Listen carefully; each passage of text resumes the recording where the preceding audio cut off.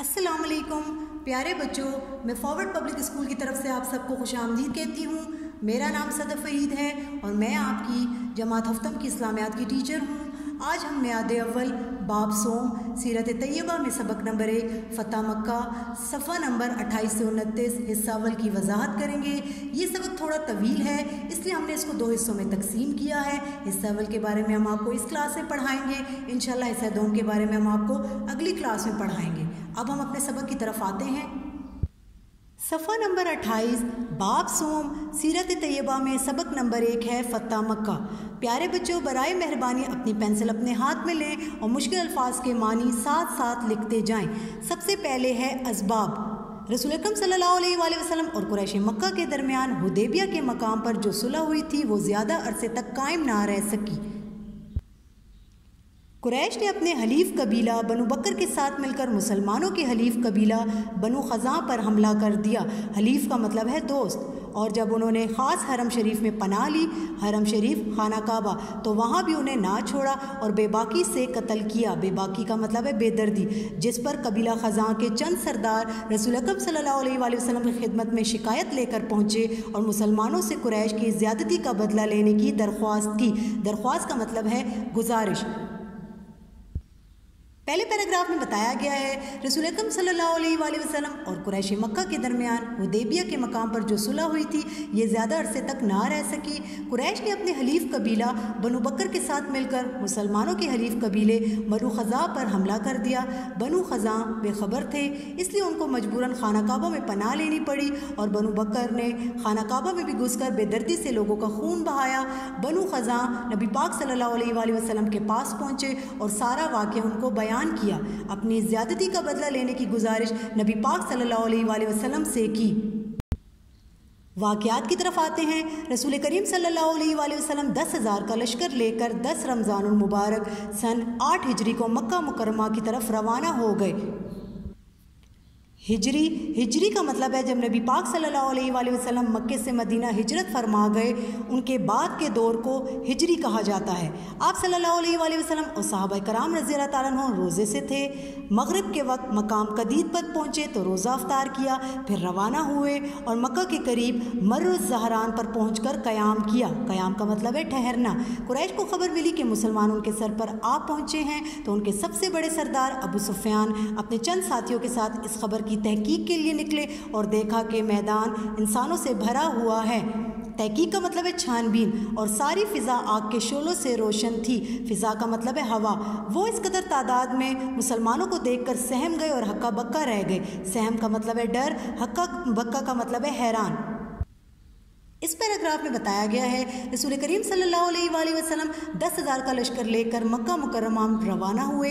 आप सल्लल्लाहु अलैहि वसल्लम और सहाबाए कराम का रोज़ा था, लिहाजा 10 रमज़ान 8 हिजरी को मगरिब के वक्त कदीद के मकाम पर आप लोगों ने रोज़ा अफ्तार किया। इसके बाद मर्रुज़ ज़हरान एक मकाम का नाम था, वहाँ पर आपने क़याम किया।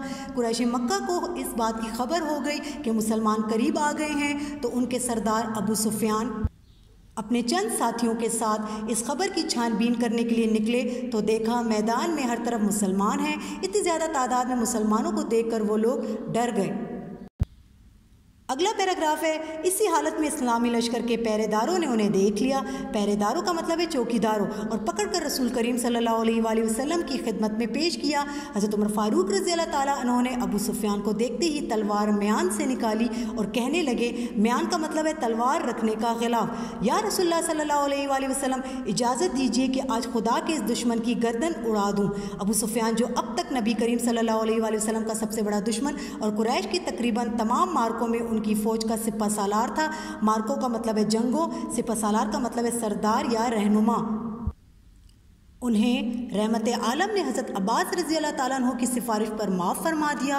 रात भर अबू सुफियान हज़रत अब्बास रज़ियल्लाहु ताला अन्हु के खैमे में रहे। रसूल करीम सल्लल्लाहु अलैहि वसल्लम ने मोहब्बत के लहजे में पूछा, अबू सुफियान, क्या अल्लाह और उसके रसूल सल्लल्लाहु अलैहि वसल्लम पर ईमान लाने में अब भी कुछ तामिल है? तामिल का मतलब है रुकावट। अबू सुफियान ने नदामत के साथ गर्दन झुका ली और कहा, नहीं या रसूलुल्लाह सल्लल्लाहु अलैहि वसल्लम, नदामत का मतलब है शर्मिंदगी। आप सल्लल्लाहु अलैहि वसल्लम के रहमो करम के कुर्बान मैं मुसलमान होता हूँ। ये कहकर कलमा शहादत पढ़ा और मुसलमान हो गए।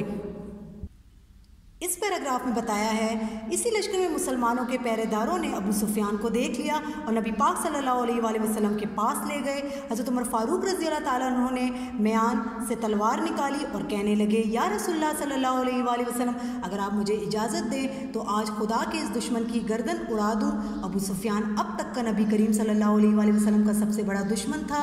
आप सल्लल्लाहु अलैहि वसल्लम ने हज़रत अब्बास रज़ी अल्लाह ताला अन्हु की सिफारिश पर अबू सुफियान को माफ़ कर दिया।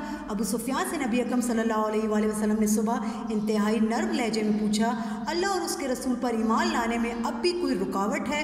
तो अबू सुफियान ने शर्मिंदगी से अपनी गर्दन झुका दी और कहा, या रसूलल्लाह, मैं मुसलमान होता हूँ, और कलमा शहादत पढ़ा और मुसलमान हो गया। सफ़ा नंबर 29, मक्का मुकर्रमा में दाखिला। आखिरकार वो वक्त आ गया कि अल्लाह ताला का वादा पूरा हुआ। अल्लाह ताला के वो रसूल जो काफरों के नरगे से निकल कर रात की तारीकी में अपने रफ़ीक के साथ मक्का मुकर्रमा से मदीना मुनव्वरा रवाना हुए थे। नरगे का मतलब है कब्ज़ा, तारीकी का मतलब है अंधेरा, रफ़ीक का मतलब है दोस्त। 10,000 सहाबाए कराम रज़ी अल्लाह ताला अन्हु के झुरमट में फ़ाते की हैसियत से दोबारा मक्का मुकर्रमा में दाखिल हुए। झुरमट का मतलब है ग्रोह या लश्कर। दाखिल होने की शान ये थी कि हर कबीला अपने अपने सरदार के पीछे पीछे अपना झंडा उठाए चला आ रहा था। सबसे आखिर में अंसार और महाजरीन के ग्रोह में रसूल अकरम सल्लल्लाहु अलैहि वसल्लम तशरीफ़ ला रहे थे।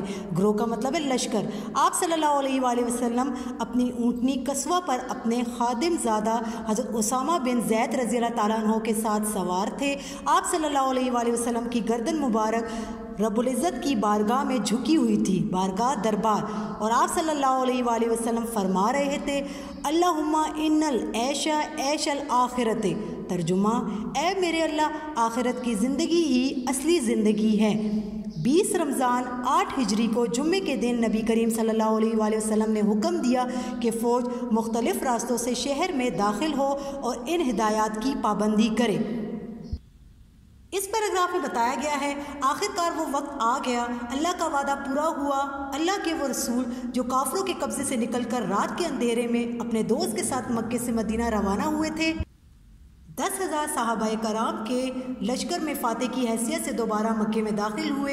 हर कबीला अपने अपने सरदार के पीछे अपना झंडा उठाए चला आ रहा था। सबसे आखिर में अंसार और महाजरीन के ग्रोह में नबी अकरम सल्लल्लाहु अलैहि वसल्लम तशरीफ़ ला रहे थे। आप सल्लल्लाहु अलैहि वसल्लम अपनी सवारी ऊँटनी पर अपने खादिम हज़रत उसामा बिन ज़ैद के साथ सवार थे। आप सल्लल्लाहु अलैहि वसल्लम की गर्दन अल्लाह रब्बुल इज़्ज़त के दरबार में झुकी हुई थी और आप सल्लल्लाहु अलैहि वसल्लम फरमा रहे थे, तर्जुमा, ए अल्लाह, आखिरत की ज़िंदगी ही असल ज़िंदगी है। 20 रमज़ान 8 हिजरी जुम्मे के दिन नबी करीम सल्लल्लाहु अलैहि वसल्लम ने सबको हुक्म दिया कि फ़ौज मुख्तलिफ़ रास्तों से शहर में दाखिल हो और इन हिदायत पर अमल करे। तो प्यारे बच्चों, मैं उम्मीद करती हूँ आपको फ़तह मक्का हिस्सा अव्वल की समझ आई होगी। इंशाल्लाह हम अगली क्लास में आपको फ़तह मक्का हिस्सा 2 की मश्क भी करवाएंगे और वज़ाहत भी करवाएंगे। शुक्रिया। अल्लाह हाफ़िज़। घर में रहें, महफूज रहें।